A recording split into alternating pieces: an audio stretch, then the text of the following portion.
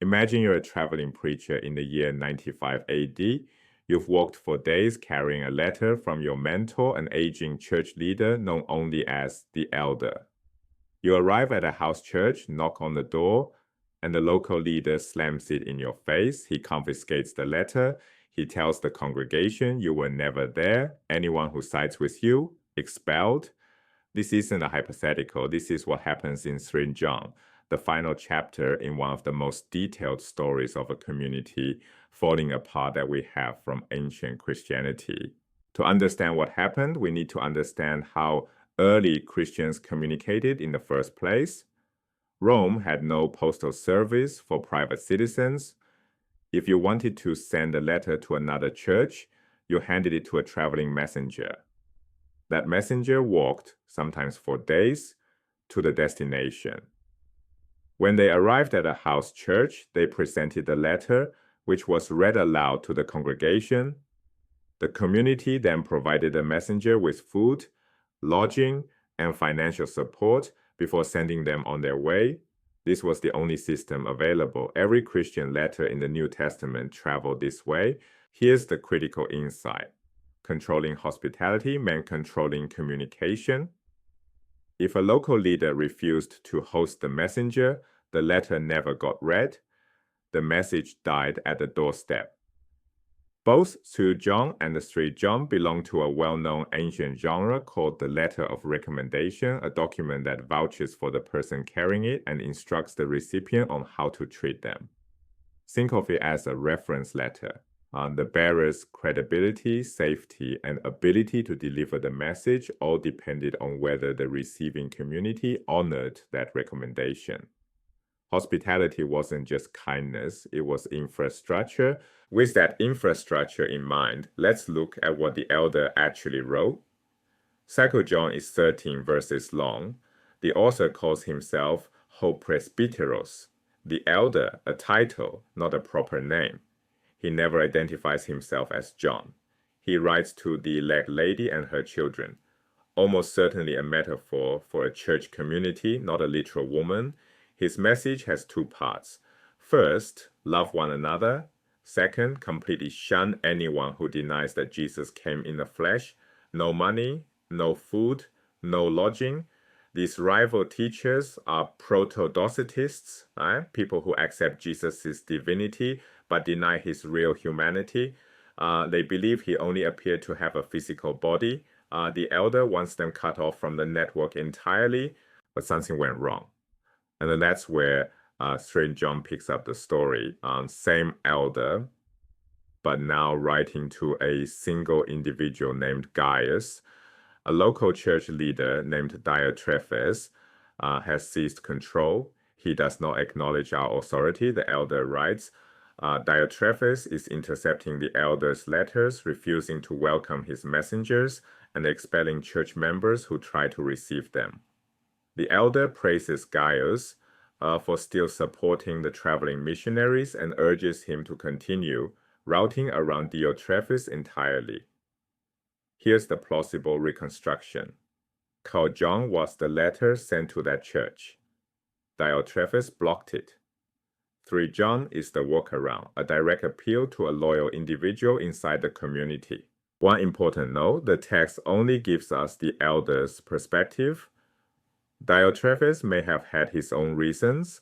Perhaps he saw the elder's authority as illegitimate. Perhaps he was protecting his congregation from what he considered dangerous teachings.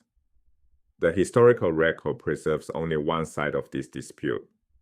We should resist turning Diotrephes into a simple villain. He may have believed he was doing exactly what the elder told other churches to do in 2 John, guarding the door. Now, zoom out. Because 2 and 3 John are isolated letters, they're the final chapters of a much longer story.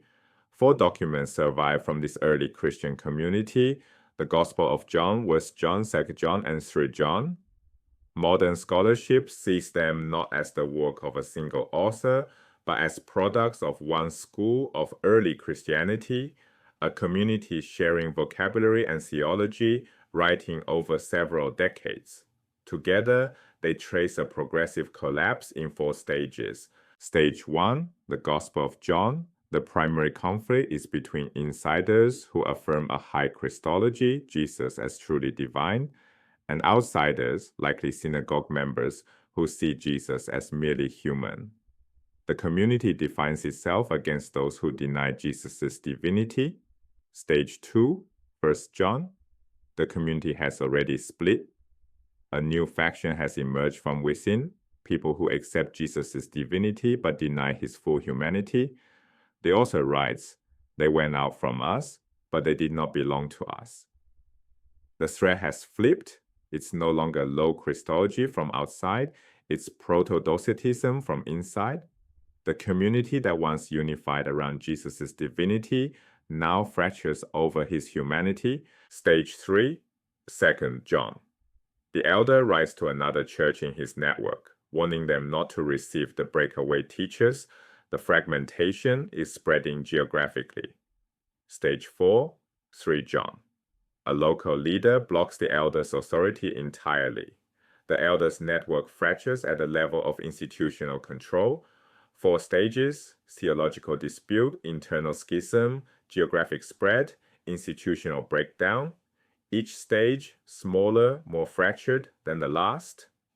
A community that began by defining itself against outsiders ends by tearing itself apart from within. The reason we can reconstruct this story at all is because of a particular way of reading these texts. The historical critical method reads ancient documents not as timeless theology or devotional material, but as windows into real social conflicts. The personal names, the urgency, the contradictions between documents, these are traces of actual events. The same scroll that a church might read as scripture, a historian reads as evidence. Same text, different questions. The Johannine trajectory illustrates a pattern common across early Christianity and across human organizations. Communities split over ideas, then split again over the implications of those ideas, then split over who has the authority to adjudicate the splits. Each division produces new forms of belief and practice. You can see the same pattern in Paul's letters to Corinth, in the pastoral epistles, in the didache. Once you recognize the stages, theological dispute, internal schism, geographic spread, institutional breakdown, you start seeing them everywhere in early Christian literature. And these aren't isolated crises, they're a recurring structure of how communities fragment. 2 John is 13 verses, 3 John is 15 verses. Together they take about 2 minutes to read. But when you understand the communication infrastructure, the genre conventions, and the community history behind them, they become extraordinarily rich historical documents. 4 documents, 1 community, a story of fragmentation that played out over decades, from theological debate to institutional collapse. We can trace it because 2 very short letters survived, carried by messengers who knocked on doors and hoped someone would let them in.